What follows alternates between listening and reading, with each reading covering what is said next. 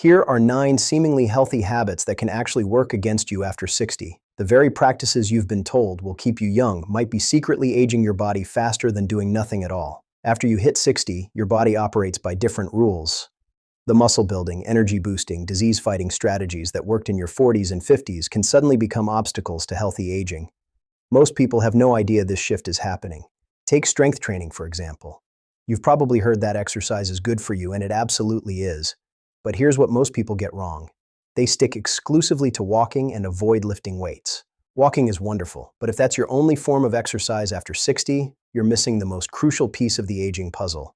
Your body starts losing muscle mass at age 30, but the process accelerates dramatically after 60. Without strength training, you'll lose between 3 and 8% of your muscle mass every single decade.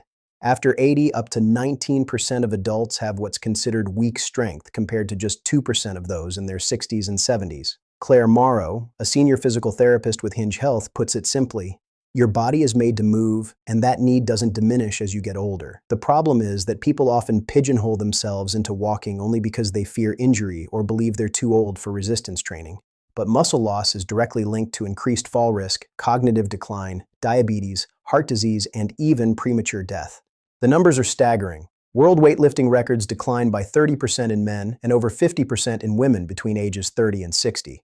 This isn't just about athletic performance, it's about your ability to carry groceries, climb stairs, and maintain independence. But muscle loss isn't the only surprise waiting after 60. Let's talk about the second habit that backfires: strict calorie counting and restrictive dieting. You might think that limiting calories and sticking to safe foods is the path to healthy aging. Actually, this approach can lead to dangerous nutrient deficiencies and an unhealthy relationship with food, especially when your body's needs are changing. Here's the twist: older adults actually need more protein than younger people, not less.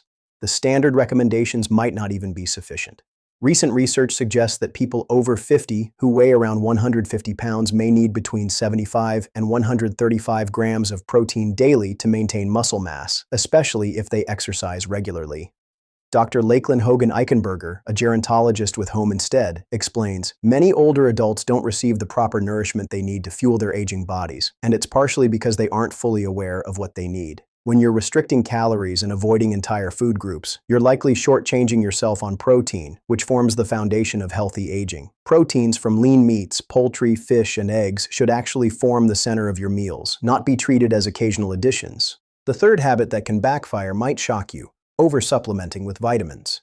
Walk down any pharmacy aisle and you'll see shelves packed with supplements marketed specifically to seniors. The messaging suggests that more vitamins equal better health. But excessive supplementation can actually strain your body and create toxic buildups, particularly with fat-soluble vitamins like A, D, E, and K. Too much vitamin A after 60 increases your risk of osteoporosis and liver damage. Symptoms include dry, itchy skin, headaches, nausea, and loss of appetite. High doses of vitamin E supplements can increase bleeding risks, especially dangerous if you're taking blood thinners. Research has also linked vitamin E supplementation to increased prostate cancer risk in men.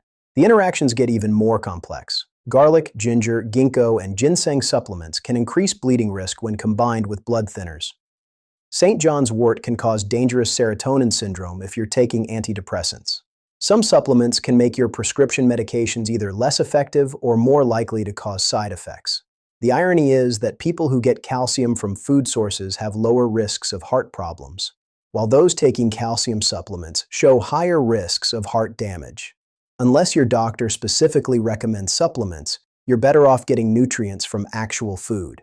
Here's the fourth habit that surprises people: avoiding all fats or following extremely low-fat diets. Despite decades of anti-fat messaging, eliminating fats entirely after 60 can do more harm than good. Healthy fats are essential for brain function, heart health, and joint mobility. They also help your body absorb those crucial fat-soluble vitamins A, D, E, and K. Unless you have specific health conditions like high blood pressure that require dietary modifications, going too low on fats can make food so unappetizing that you start skipping meals entirely. This becomes especially problematic for aging adults who already struggle to maintain healthy weight. The key is distinguishing between healthy fats from sources like olive oil, avocados, and fish, versus processed and trans fats that genuinely cause problems. Your body needs good fats to function properly, and cutting them out completely can leave you malnourished and unsatisfied. The fifth habit might seem counterintuitive, overexercising or pushing too hard with high-impact workouts. New research shows that overdoing high-intensity exercise may actually increase your risk of heart attack or stroke, regardless of age. For seniors, excessive exercise can weaken your immune system, increase your likelihood of falls and fractures, and worsen underlying health conditions. Renee Moten, a personal trainer specializing in knee pain reduction, specifically warns against high-impact jumping exercises for people over 60. The problem with jumping exercises is the landing, she explains. Landing properly and using the shock-absorbing muscles is a must to protect your joints. Jumping rope, jump squats, and jumping jacks place repeated stress on your knees, hips, and ankles. Too much intense exercise can actually decrease bone density and cause increased chances of fractures, the exact opposite of what you're trying to achieve. Current guidelines recommend limiting moderate activities to 150 minutes per week and vigorous activities to 75 minutes. More than that, and you're not giving your muscles adequate time to recover. This connects directly to the sixth problematic habit, skipping rest days entirely. While staying active is necessary, rest is equally important, particularly after 60. Your body requires more time to recover after physical exertion as you age. Overtraining strains your muscles, joints, and immune system, leading to fatigue, injury, and illness. Scheduling rest days isn't laziness, it's allowing your body to rebuild and strengthen, making you more resilient for future workouts. The recovery process is where the actual strengthening happens. The seventh habit that backfires involves hydration, limiting water intake to avoid frequent bathroom trips. This is incredibly common. Age-related decreases in antidiuretic hormone can disrupt sleep, and by age 50, about half of adults wake up at least once nightly to urinate. The natural response is to drink less, especially in the evenings, but this creates a dangerous cycle. Dr. Dana Cohen, a New York City-based integrative internist, notes, "We've trained ourselves not to be thirsty because we don't want to pee so much. But chronic dehydration puts you at greater risk for urinary tract infections and may increase your risk of diabetes, colon cancer, and bladder cancer." Compared to younger adults, people 60 and older consume substantially fewer beverages and often fail to stay properly hydrated. Your ability to detect thirst declines with age, but staying hydrated plays a critical role in digesting food and absorbing nutrients. Dehydration can be genuinely dangerous. Here's an unexpected eighth habit: over-sanitizing and excessive hygiene practices. Constantly eliminating every germ can actually backfire. As you age, your immune system benefits from occasional mild exposure to bacteria. Going overboard with disinfectants can irritate your skin and potentially reduce your natural immune response.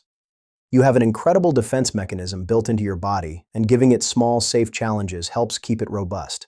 The goal is balance, not sterility. Finally, the ninth habit that often backfires: taking calcium supplements without proper medical guidance. The calcium supplement story is particularly complex. While calcium from food sources appears protective for heart health, supplementation tells a different story. People taking calcium supplements show higher risks of heart problems, particularly those with diabetes. Studies found that habitual calcium supplementation was significantly associated with higher risks of cardiovascular disease, cardiovascular mortality, and all-cause mortality in people with diabetes. The effects were particularly pronounced with high-dose supplements of 1,000 milligrams daily. Even when calcium supplementation doesn't increase heart disease risk, it often doesn't provide the bone protection people expect. Many experts now advise against routine calcium supplementation unless specifically recommended by your doctor, and suggest limiting supplements to no more than 500 milligrams daily, taken with food. So what actually works after 60? The research points to several key principles. First, prioritize strength training alongside your cardiovascular exercise. Your muscles need resistance work to maintain mass and strength. Second, eat adequate protein, more than you probably think you need. Make lean proteins the center of your meals, not an afterthought. Third, get your nutrients from food whenever possible, rather than relying on supplements. Fourth, include healthy fats in your diet for brain and heart health. Fifth,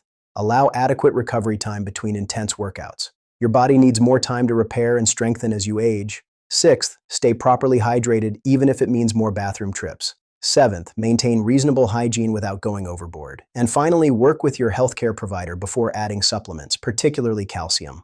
The overarching theme is that healthy aging after 60 requires adjusting your approach, not abandoning healthy habits entirely. Your body's needs have changed, and your habits need to change with them. As Stanford medicine researchers emphasize, the seventh and eighth decades of life are the perfect time to focus on habits that preserve independence, mobility, and mental sharpness. The choices you make now have a profound impact on how you age, but those choices need to be informed by the reality of how your 60-plus body actually works, not by generic health advice designed for younger adults.